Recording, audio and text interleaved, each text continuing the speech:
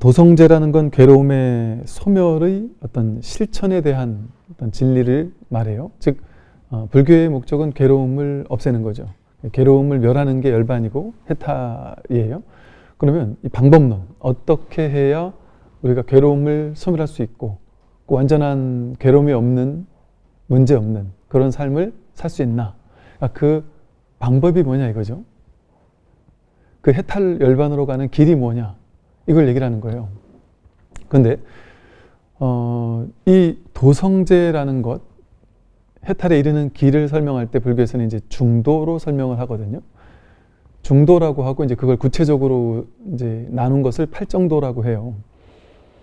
그래서 중도라고 얘기를 한단 말이에요. 그러면 벌써 2500년 전에 부처님께서 말씀하신 거다 보니까 방법론이 나와 있는 거잖아요. 그런데도 불구하고 우리는 중도가 이렇게 뭔가 이렇게 확 와닿지가 않는 면이 있어요. 여러분 108배 하는 방법 아세요? 하면 알아요. 아는 사람은 알고 모르는 사람은 모르고 한 5분 가르쳐주면 바로 할 줄 알죠. 그죠? 염불하는 방법 알아요. 방법 가르쳐주면 알죠. 그러니까 특정한 방법이 있으니까 정해진 길이 있으니까 그걸 설명해주면 안단 말이에요. 근데 이제 중도에 대해서는 우리가 이렇게 뭔가 선명하게 확 와닿는 어떤 수행법 같은 이미지로 그려지는 그림이 잘 없단 말이에요. 그러니까 절, 염불, 독경 다 할 줄 아는데 중도 할 줄 아느냐 이렇게 물어보면 중도를 내가 할 줄 아나? 모르나? 이렇게 설명하기도 어려워하고 그렇단 말이에요. 이게 진짜 중도라서 그래요. 이게 머릿속에 이미지로 그림이 그려지면 그건 중도라고 할 수가 없습니다. 중도는 이거야 라고 해서 이거를 갈고 닦으면 그게 방법이야. 이것만 열심히 하면 해탈 열반을 얻을 수 있어. 이렇게 설명할 수 있는 어떤 선명하게 그림 그려지는 뭔가 딱 논리적으로 딱 떨어지는 어떤 방법론이 정해져 있다면 그거는 중도라고 할 수가 없습니다. 그건 분별이죠. 여기서 저기로 가는 방법. 여기가 있고 저기가 있고 가는 길이 있잖아요. 벌써 셋으로 쪼개지잖아요. 그러니까 이게 분별하는 거거든요. 근데 이 중도라는 것은 모든 괴로움의 원인이 분별이라고 했잖아요. 그러니까 분별을 깨주는 게 중도란 말이에요. 분별만 하지 않으면 된다는 거거든요. 그럼 이제 그걸 왜 중도라고 했는지를 보면 먼저 우리 앞에서 집성제에서 괴로움의 원인이 이제 12연기를 통해서 12가지의 괴로움의 원인을 설명을 했어요. 그래서 또 멸성제에서는 괴로움의 원인인 12가지 지분 가운데 어떤 하나를 멸하면 그 다음이 멸하고 그 다음이 멸하기 때문에 자연스럽게 늙고 병들고 죽는 것에서 우리가 벗어날 수 있다. 이렇게 설명을 했습니다. 그런데 신기하게도 우리는 12연기가 어떤 과거로부터 현재까지 이어지는 어떤 업보의 또는 윤회의 어떤 원리라고 생각을 했는데 12연기는 전부 다 멸하는 거라고 했잖아요. 그러니까 즉 가만히 보니까 12연기가 전부 다 분별이었고 생각이었고 망상이었다는 거죠.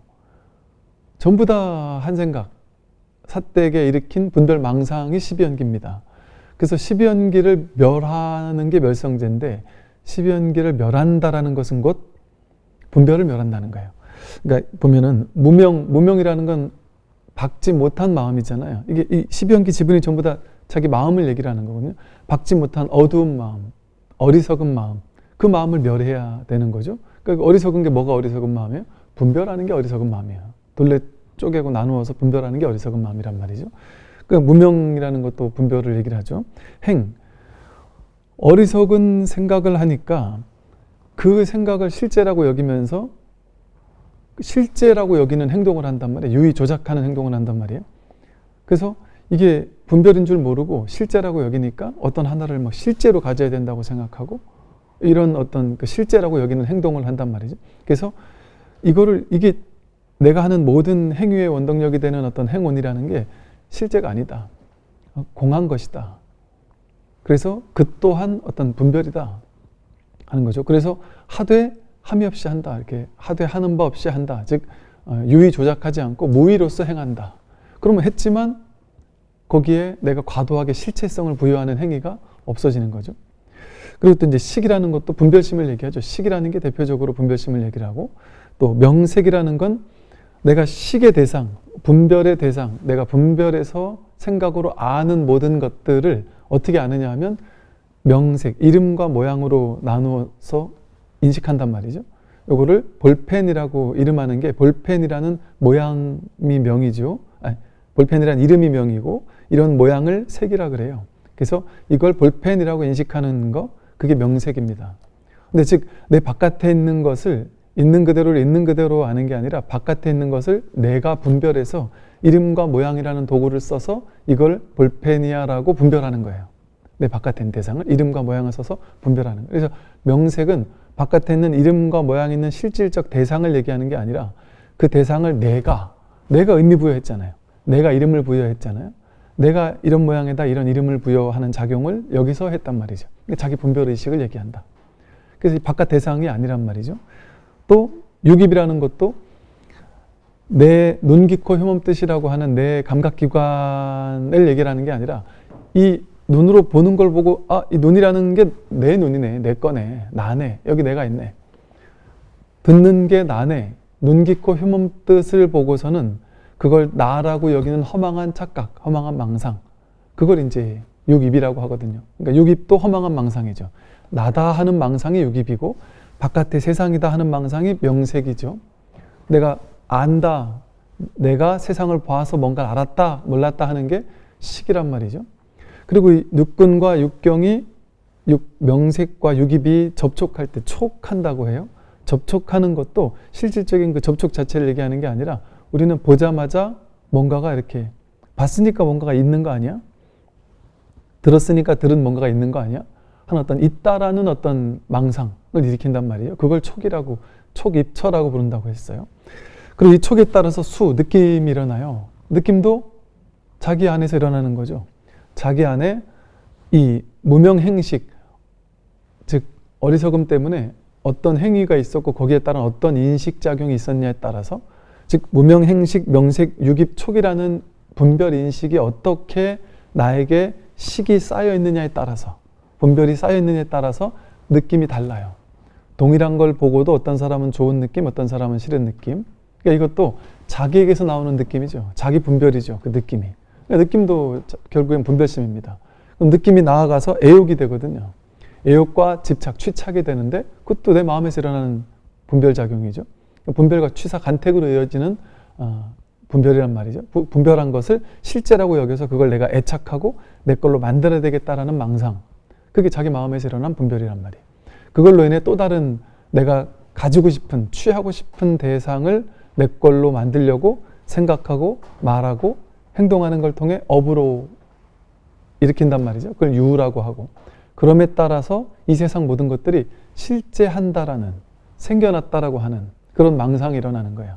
그러니까 생이라는 게 우리가 태어난 걸 생이라고 하기도 하지만 그것만을 얘기하는 게 아니라 그것을 포함해서 여기서 생이 일어난다는 거죠. 지금 눈앞에서, 목전에서 우리가 그렇게 모든 것들을 실제와 인연 따라 인연 가합으로 잠시 왔다 가는 줄 모르고 실제라고 여기는 이런 망상, 착각에서 생이라는 것이 일어나고, 생이 실제라고 여기면 노병사도 실제라는 망상이 일어나는 거예요.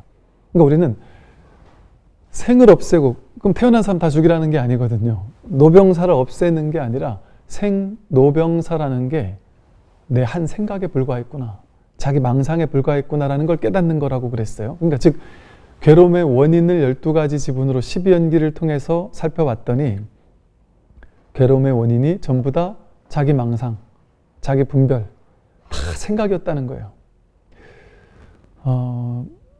이제 이 공부를 하다가 어떤 체험들이 오는 분들이 계세요. 그럼 이제 이런 얘기들을 주로 하세요.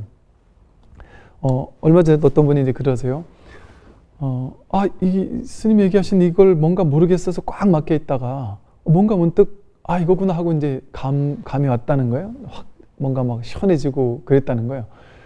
그러면서도 그러고 나서 그 왔다 가는 어떤 체험은 사라졌고, 그러고 나서 뭔가 모를 미진함 같은 것들도 있고, 뭔가 이렇게 좀 확실하고 확연하거나 이런 느낌은 없었는데, 그렇게 꾸준히 또 계속해서 공부를 하다 보니까 두 번째 한 번 더 어떤 체험이 오는데, 그때 온 체험을 이렇게 말로 한번 설명을 해보라고 하니까 이런 얘기를 해요.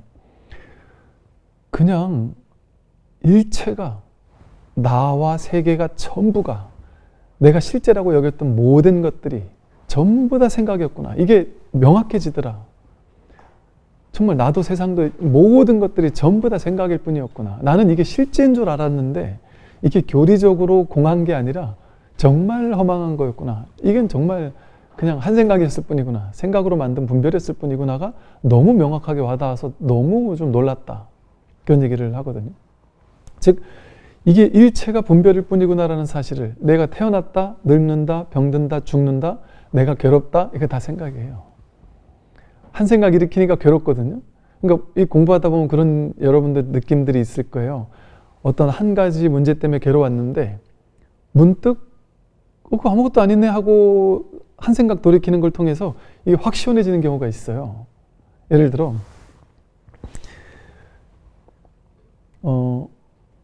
어떤 목표가 있었어요. 나는 이걸 반드시 달성해야만 해 하는 목표가 있었는데 그 목표가 내 인생에 제일 중요한 거라고 여기면서 막 집착해가지고 그걸 향해만 달려가고 그게 안 되면 어쩌나 두렵고 그게 안 될까봐 막 두려움에 떨면서 근심 걱정하고 이러다가 문득 내 자식을 왜 이 대학에 보내야 된다는 거를 누가 만들었지? 내가 만든 거 아니야. 뭐 그거 가도 되고 안 가도 되지. 내 남편이 진급을 해야 된다? 이거 우리가 만든 생각 아니야. 어떻게 모든 사람이 다 할 수 있어. 할 수도 있고 안 할 수도 있지. 왜 이 회사만 다녀야 돼? 여기서 그만두면 딴 데를 갈 수도 있는 거지. 알 수 없잖아, 인생은. 이렇게 문득 내가 거기 너무 과도하게 집착하고 있었구나를 깨닫는 순간 이게 되게 가벼워져요. 또 어떤 사람이 나를 막 미워하고 헐뜯고 뒤에서 막 험담하고 이러고 다녀가지고 그 사람에 대한 아주 분노가 일었다고 보잔 말이죠. 그래서 내가 딴 사람은 다 져도 저놈한테 내가 이겨야 되겠다. 저 사람은 내가 질 수 없다 하는 분노 때문에 그 사람에 대한 아주 막 원망과 분노 때문에 그게 삶의 원동력이 돼가지고 내가 저놈한테는 이겨야 되겠다는 생각으로 막 열심히 저놈을 제끼고 내가 진급해야 되겠다 이런 마음으로 열심히 일하는 사람이 있을 수 있잖아요. 근데 그런 마음이 있는 동안은 그 사람이 나보다 더 잘할 때 되게 마음에 상처가 되고 그 사람과 비교하면서 계속 스트레스 받고 그 사람이 승승장구할 때마다 막 그냥 너무 괴로워지고 상대적인 박탈감을 느끼고 이래서 막 침체된단 말이죠. 사람이 자존감이 뚝 떨어진단 말이죠.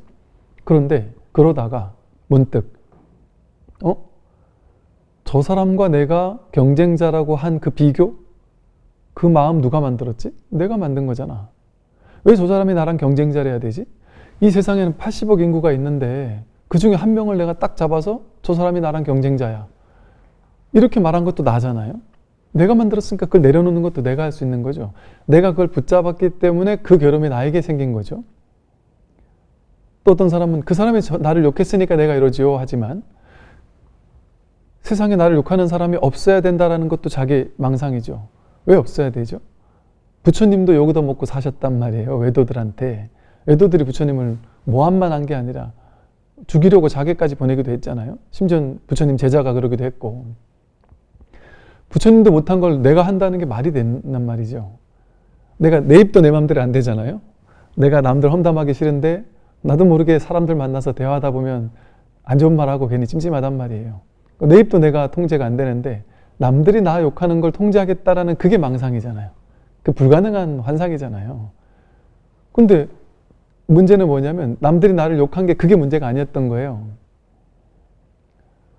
약간 우리가 생각했을 때 저 사람은 약간 문제가 있어, 정신 이상이 있어, 내지는 저 사람은 뭔가 좀 이상한 사람이야 라고 이렇게 아예 탁 제꼈을 때 그 사람이 나를 욕해도 별로 기분 나쁘지 않거든요.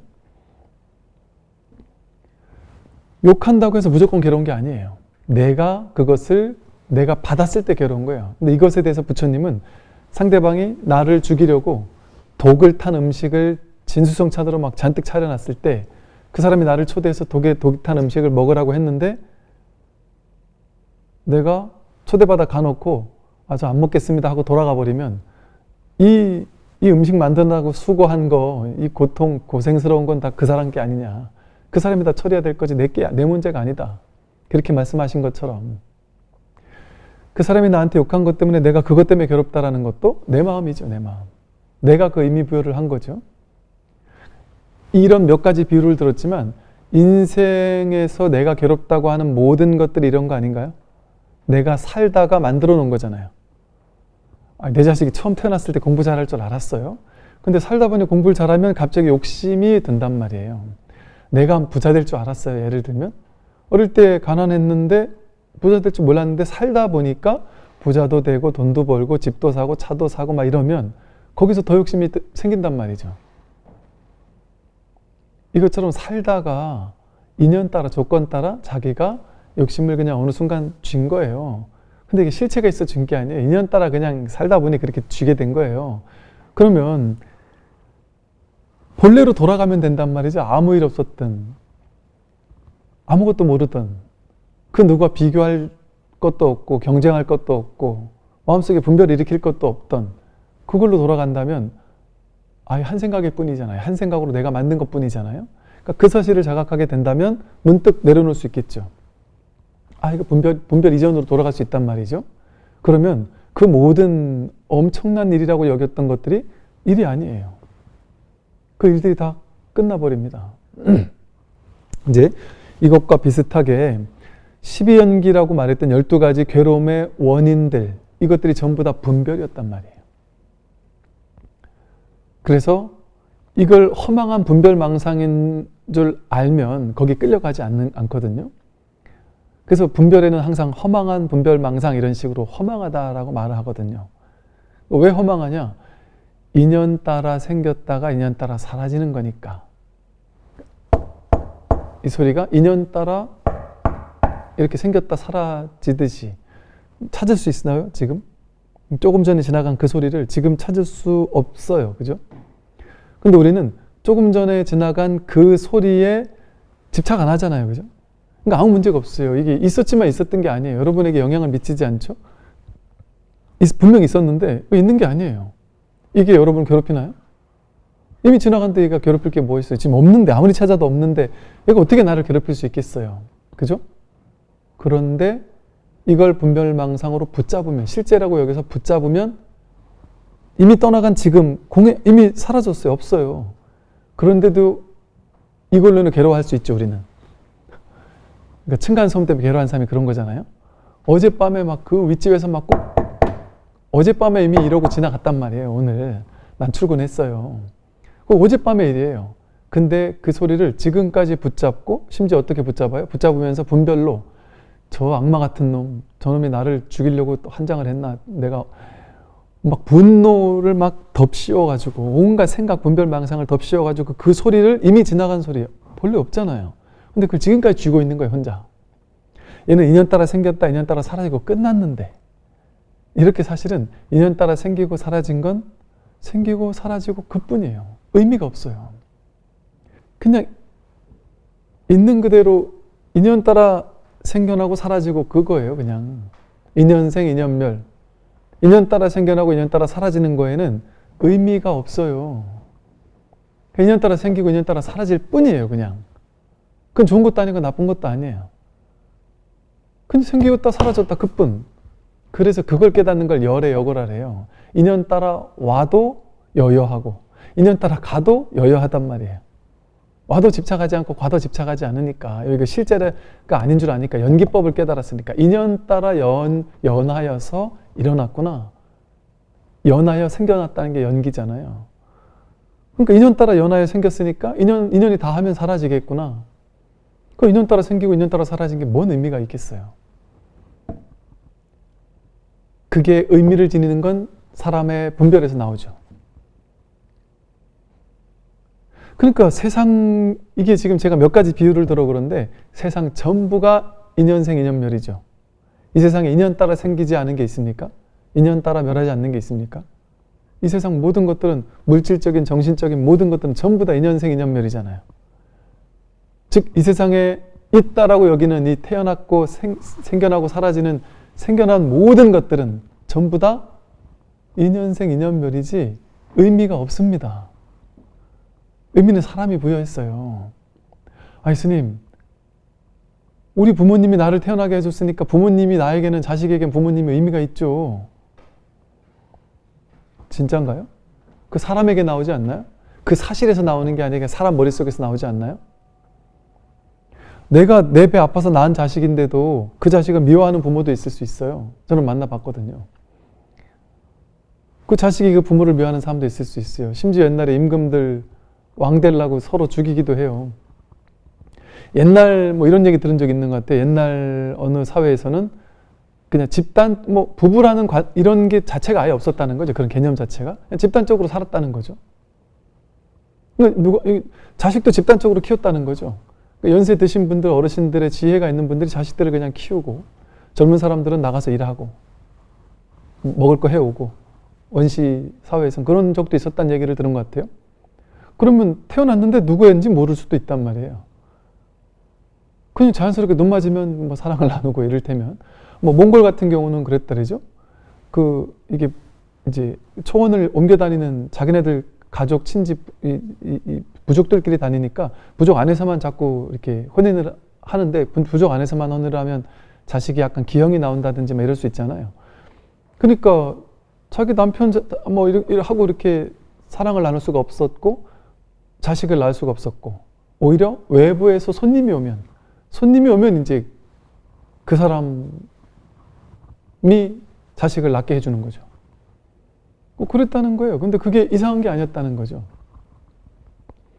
그러니까 우리가 집단적으로 어떤 하나의 개념을 만들어 놓고 어떤 제도를 만들어 놓고 그걸 우리 모두가 믿기 시작한 거죠. 어느 날부턴가. 그러면 그게 진리인 것처럼, 그게 절대 진실인 것처럼 모두가 함께 믿기로 작정한 거예요. 그냥. 지금 이런 말이 어찌 보면 좀 위험하게 들릴 수 있지만 진실을 있는 그대로 통찰해보면 그렇지 않나요? 그러니까 우리나라에서는 나쁜 거라고 여겨지는 민속, 풍습 같은 것들이 다른 나라에서는 좋은 걸 수도 있거든요. 우리나라에서는 뭐 그런 일이 있으면 재수 없다 이러는데 딴 나라에 가면 그런 일이 있으면 재수 있다 이럴 수도 있어요. 우리나라는 양말 신고 법당에 들어오는 게 예의인데, 저 남방불교 갔다 제가 양말 신고 들어갔다가 좀 맨발로 법당 들어가는 게 예의더라고요.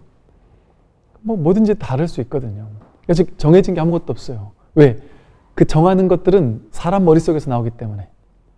문화, 풍습, 뭐 옳고 그름, 모든 것들이 사람이 만들어 놓은 거잖아요. 본래에는 그런 게 없잖아요. 그냥 인연따라 생기고 사라지고 그뿐이지. 그뿐이라니까요. 사람이 태어나는 건 좋은 일이고 죽는 건 서글픈 일일까요? 그 사람 생각이에요. 장자는 뭐 아내가 죽었을 때 표주박을 두드리면서 노래를 부르고 춤을 췄다 그러죠. 어디서 오고 어디서 가는지 아는 사람은 그렇게 서글퍼할 일이 없다라는 걸 알 수 있단 말이죠. 그럼 죽음이라는 게 음습하고 암담하고 괴로운 거야 라는 거, 실패야 라는 거, 그럼 생각이 만들어낸 분별이에요. 그 생각이 없으면 사실은 이 부처님 가르침에 입각한 진리에 의하면, 이 반야심경의 반야지혜에 의하면 불생불멸이라고 이미 공부했잖아요. 본래 생이 없고 멸이 없어요. 태어나는 것도 없고 죽는 것도 없어요. 그게 다 자기 생각이에요. 그러니까 즉 이렇게 생사를 비롯한 일체 삼라만상 모든 것들을 전부 다 자기가 생각으로 만들었잖아요. 생각으로 만들어 놓고 내가 만든 생각에 자기가 집착해가지고 이 생각이 옳아. 왜 그게 가능할까? 이 세상 모든 것이 인연 따라 생겨나고 사라지는 허망한 거라는 거를 알면 쥐지 않겠죠. 이거 실제가 아닌 줄 아니까. 실체적이라는 착각을 하지 않겠죠. 그러니까 그 무엇도 집착할 필요가 없음을 알겠죠. 인연 따라 생겨났다 사라지는 건데 뭘 집착할 게 있겠어요. 뻔하게 헤어질 건데. 그죠? 뻔하게 멀어질 거잖아요, 우리는. 아무리 사랑하던 사람과도 반드시 헤어질 거거든요. 그러니까 인연생 인연멸이라는 연기법의 진실을 깨닫게 된다면 공성을 자각하기 때문에, 여서 말하듯이 무자성, 무집착, 무소득을 깨닫기 때문에 쥐지 않는단 말이에요. 실제화하지 않는단 말이에요. 인연 따라 생기고 사라질 뿐이니까 실제라고 해서 붙잡지 않아요. 근데 실제라고 여기면 인연 따라 생겨나고 사라지는 모든 것들이 실제야. 나도 실제고 세상도 실제야. 그러면 어떻게 되겠어요? 나라는 실제가 세상에 돈이라는 실제를 가져야 돼요. 내 자식, 내 가족, 내 거라는 걸 취하는 일이 아주 심각한 일이 돼버려요. 실제니까. 가졌을 때 기쁘다는 느낌도 실제고, 행복하다는 것도 실제고, 부자라는 것도 실제라고 느끼니까. 그러니까 그 실제가 어디서 나온 실제예요? 자기 생각에서 나온 실제일 뿐이죠, 사실은. 전혀 실제일 수가 없는데 인연 따라 생기고 사라지는 건데, 내가 동등하게 인연 따라 생겨나고 사라지는 모든 것들은 평등해서 동등해요. 대평등. 완전 동등해요. 똑같은 부처거든요.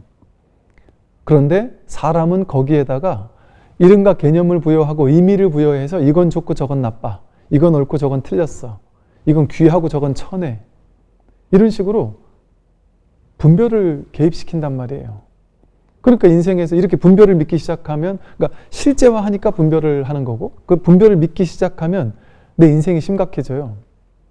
의미 있는 건 어떻게든 가져야 되고, 좋은 건 어떻게든 가져야 되고, 어떻게든 부자가 돼야 되고, 어떻게든 옳은 건 해야 되고, 틀린 건 하면 안 되고, 싫은 건 밀쳐내야 되고, 미워하는 건 없애버려야 되고, 나쁜 거는 거리를 둬야 되고, 그런 식으로 좋은 거는 취하고 싫은 건 버려야 된다라는 이런 망상이, 환상이 일어나는 거예요. 진실을 깨닫고 난다면 모든 것이 모양은 다르지만 이건 인연 따라 생겨나고 사라지는 모양일 뿐이지, 모양이 드러나고 있는, 이게 일어나고 있는 이 바탕은 모든 게 그대로 모양이 있는데 없어요. 이렇게 투명하게 뚜렷하게 다 있는데 없어요. 없어서 없는 게 아니라 인연 따라 생겨나고 사라진 건 전부 다 있습니다. 다 있어요. 다 있는데 이게 진실에서는 있지 않아요.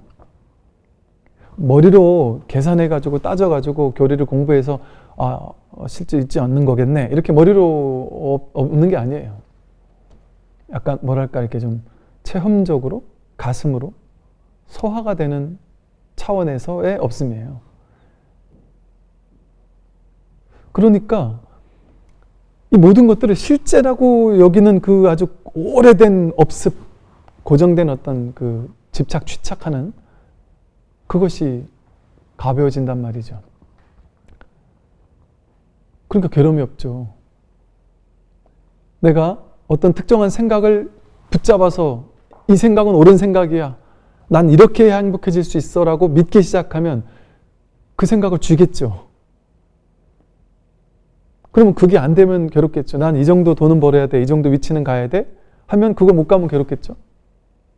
누가 만들었냔 말이에요. 이 기준을 내 생각에서 만들어진 거잖아요. 그 기준을 간다고 해서 진짜 좋은 거라고 알 수 있어요?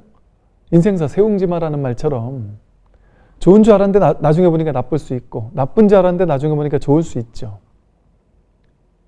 어떻게 좋은지 나쁜지 알 수 있냔 말이에요. 알 수 없어요. 인연 따라 생기고 사라지는 건, 중중무진 연기라는 건 사람의 머리로 이게 옳은지 그른지 맞는지 틀린지를 결코 알 수 없다는 거예요.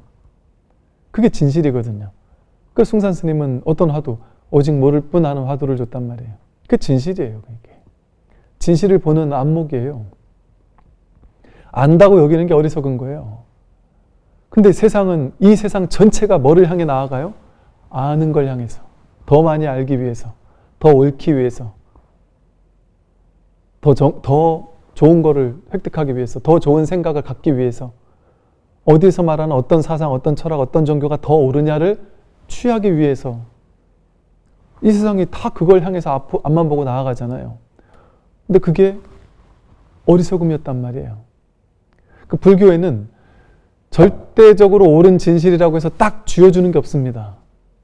이거는 절대 버려서는 안 되는 절대 진실이라고 해서 딱 주어서 거기에 머물게 하는 게 없어요. 그래서 불교는 무주법이라고 해요. 머물지 않고 마음을 내라 그러잖아요. 영무소주 이생기심. 머무는 공부가 아니란 말이에요. 이런 얘기만 들어도 불교 공부하는 사람들이 좀 헷갈려요.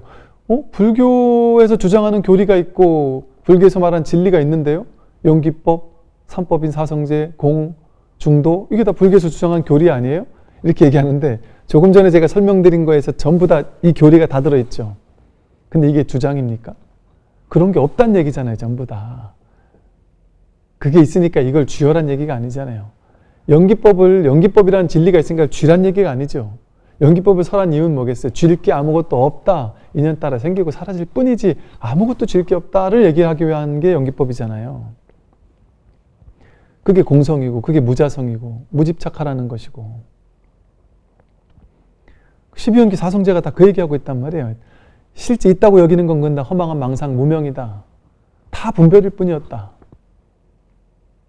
그래서 뭐 하나 쥐일 게 없으니까 이거를 주지도 않고 저거를 주지도 않죠. 그러니까 모든 걸 다 그렇다 안 하는 건 아니에요. 모든 걸 다 하는데 하지만 과도함이 없어지겠죠. 마치 어떻게 되냐면 우리 중도를 설명할 때 소냐경이라는 것에서 가장 잘 나오는데 그 이제 뭐 가야금이라고도 하고 검은거라고도 하고 뭐 비파라고도 하는데 이런 비파줄을 너무 강하게 쬐도 소리가 잘 안 나죠. 비파줄을 너무 느슨하게 해도 소리가 나지 않아요. 가장 적절해야만 소리가 나죠. 그죠? 그러니까 비파줄을 세게 조이는 게 좋은 거야. 이것도 극단에 치우치는 거죠. 분별이죠. 너무 헐렁하게 해놔도 소리가 나지 않는단 말이에요. 이것처럼 이 세상의 모든 일들은 여기서 이제 부처님은 이런 비유를 들어요. 고행주의가 옳다라고 생각해서 막 고행만 하는 거? 그거 중도가 아니다. 쾌락주의가 옳다고 생각해서 쾌락만 즐긴다. 그것도 중도가 아니다. 선정주의가 올바른 법이라고 해서 선정만 닦는 거 그것도 올바른 게 아니다. 전부 다 쳐버린단 말이에요. 거기에 사로잡혀서 집착하는 걸 쳐버린단 말이에요. 왜? 고행주의, 선정주의, 쾌락주의라고 하는 어떤 주의를 내가 딱 쥐고 있는 거예요. 이거를 열심히 갈고 닦으면 진리를 얻을 수 있을 거야 하고. 그건 중도가 아니죠. 내가 만들어 놓은 게 있잖아요. 본래 텅 빈 이 공한 여기에 뭐가 있어요? 무슨 주의라는 게 붙을 게 없어요. 어떤 주의 주장도 붙을 게 없어요. 근데 그걸 모르니까 어떤 특정한 방법론을 쥐게 된단 말이에요. 그래서 이 세상 모든 것들은 전부 다 옳고 그름이 있으니까 옳음으로 가야 되니까 가려면 어디로 가요? 방법을 통해 가는 거예요. 여기서 저기로 가는 방법이 등장해요. 근데 불교에서는 중도라는 것은 이것도 아니고 저것도 아니다. 여기도 치우쳐서도 안 되고 저기서도 치우쳐서도 안 된다. 이것도 붙잡아도 안 되고 저것도 붙잡아도 안 된다. 이 방법을 취해도 안 되고 저 방법을 취해도 안 된다라는 거예요. 그러니까 중도는 우리가 오리무중인가 알 수가 없는 거예요. 중도를 한 번도 닦아본 적이 없는 것처럼 느껴지는 거예요. 이처럼 그 중도라는 것은 어디에도 치우치지 않는 거예요. 이것이 중도다라고 할 만한 걸 우리가 딱 세우면 그건 중도가 아니에요. 그렇게 세운 거에 자기가 취하고 있으니까, 세운 걸 집착하고 있으니까. 그래서 중도의 길을 걷는다라는 것은 어떤 방법론을 갈고 닦는 게 아닙니다. 중도라는 말 뒤에는 수식처럼 불이중도 이런 말이 그냥 쌍으로 같이 이렇게 다니거든요. 불이중도. 불이라는 말은 둘이 아니다라는 거잖아요. 둘로 나뉠 수가 없다는 거거든요. 왜 그럴까요? 진실은 둘이 아니에요. 아까 말했듯이 이 세상 모든 것들은 인연 따라 생기고 사라지지만 이제 이거 인연 따라 생기고 사라지려면 인연 따라 생기고 사라지는 그 바탕에 무상하게 변해가는 것들이 왔다 가려면 그 왔다 가기 위해서는 왔다 가는 바탕에 항상 하는 게 있어야 돼요. 이거를 에카르트 톨레는 이런 식의 비유를 들었어요. 이 세상에 전부 다 파란색이라면 이 세상 온통 파란색밖에 없어요. 사람도 파란색이고 뭐 색깔은 하나밖에 파란색밖에 없어요. 온통 파란색밖에 없다면 사람이 파란색이라는 말이 있을까요? 파란색인 말을 붙일 필요가 없죠. 파란색인 줄도 모르죠. 아무 파랑이라는 말 자체, 개념 자체 붙을 수가 없어요. 그런데 갑자기 그 세상에 노랑 애가 하나 나타나면 그걸 보고 이제 저 애랑 우리랑 다르네?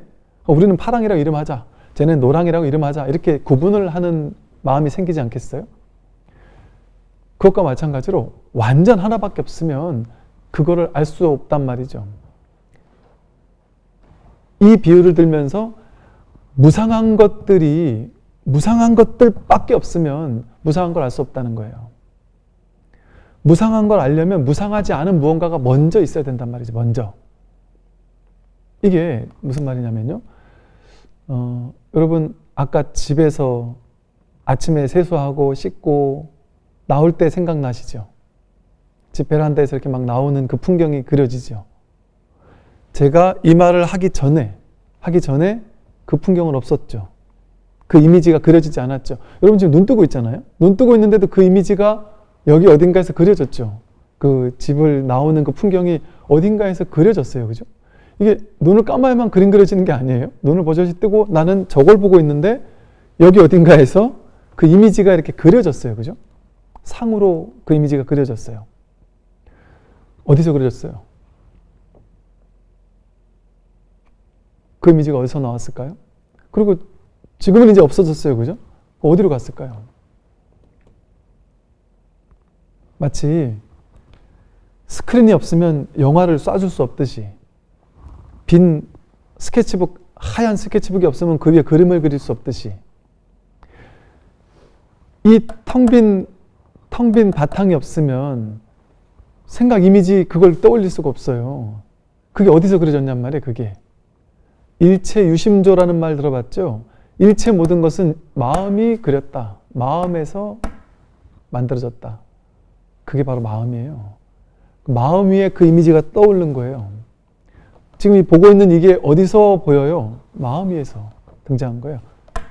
들리는 소리가, 이게 소리가 등장하려면 소리가 등장하는 그 장이 있어야 된단 말이에요. 장, 바탕, 배경, 장. 거기가 마음이에요. 마음. 이 마음은 둘이 아니죠. 이 마음이 둘이 아니란 말이에요. 따로 떨어져 있지 않단 말이죠. 불이란 말이에요. 불이. 그 위에 등장퇴장하는 모든 모양을 따라가면 다르죠. 이 모양 다르고 저 모양 다르고 이 사람 생각할 때 다르고 저 사람 생각할 때 다르고 옳은 거 다르고 그른 거 다르죠. 맞는 거 틀린 게 있고 세상이 다 분별이 돼요. 근데 분별하기 이전에 그 모든 것들이, 그 모든 분별이 나온 자리, 이 텅 빈 공의 자리, 이 자리는 둘이 아니란 말이야. 그러니 둘이 아니니까 이 여기로 갈 수 있습니까? 온통 하나뿐이라면, 온통 파란색뿐이라면 파란색으로 가려면 어떻게 해야 될까요? 온 우주 전체가 온통 파란색이에요. 근데 나는 파란색으로 가고 싶어. 나는 파란색으로 가고 싶어. 어떻게 하면 갈 수 있을까요? 갈 필요가 없죠. 본래 파란색이죠. 그런데 자기가 생각으로 나는 파란색이 아니야 하고 있는 사람이 있으면 그 사람에게 어떻게 해주면 되겠어요? 파란색으로 가는 방법을 알려주는 게 아니죠. 그냥 일깨워주면 되죠. 너가 파랑이라니까? 아니요, 난 이거밖에 없어요. 난 파랑이 몰라요. 그게 파랑이라니까? 그래서 옛날 스님들이 법이 뭐예요 도대체? 우리는 분별만 봐왔단 말이에요. 이 마음에서, 마음 바탕에서 드러난 등장퇴장하는 인연 따라 생겨나고 사라지는 것들, 이것만 봐왔단 말이에요 우리는. 근데 이 모든 분별되는 모든 것들이, 보이는 것, 들리는 것, 느껴지는 것, 만져지는 것, 생각되는 것, 모든 것들이, 생겨나고 사라진 모든 것들이 등장퇴장하려면 그게 등장퇴장하는 이게 먼저 있어야 된단 말이에요. 그걸 누가 알아보냔 말이에요. 등장했다, 퇴장했다 누가 알아보냔 말이에요. 나는 행복해, 나는 불행해. 그럼 행복해가 나예요? 불행해가 나예요? 행복해 이전에도 있고, 행복해 할 때도 있고, 행복해가 사라졌을 때도 있는데, 불행해라는 게 또 생겨났을 때도 그걸 알아보고 있는 놈이 있잖아요. 그게 진짜 자기 아니에요? 거기는 행복도 없고 불행도 없죠. 그게 행복하면 행복을 알아볼 수 없잖아요. 있는 그대로 비출 수 없잖아요. 불행을 알아볼 수 없잖아요. 그러니까 여긴 텅 비었단 말이에요. 이 마음은 텅 비었단 말이에요. 이 텅 빈 마음자리, 여기가 둘이 아닙니다. 그럼 여기로 가는데 어떤 방법이 필요하겠어요? 그러니까 중도라고 하는 거예요. 중도. 어디 갈 곳이 없다는 거예요. 애쓸 게 없어요. 이 자리로 가는데 애쓸 게 없어요. 그냥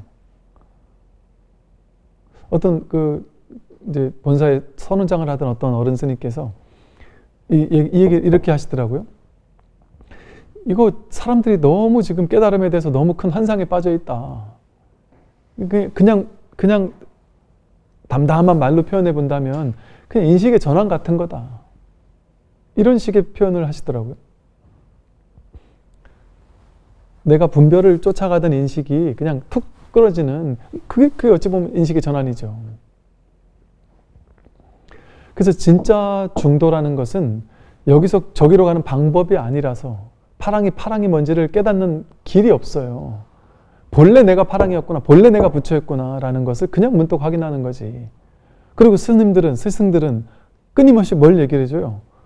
지금 늘 드러나고, 제가 이 비유를 들죠. 이 안경이 있을 때 우리는 안경을 통해서 안경 바깥에는 모양의 세상만 분별하며 살았단 말이에요. 이건 책이구나, 이건 볼펜이구나, 꽃이구나, 책상이구나, 부처님이구나, 사람이구나, 좋구나, 나쁘구나.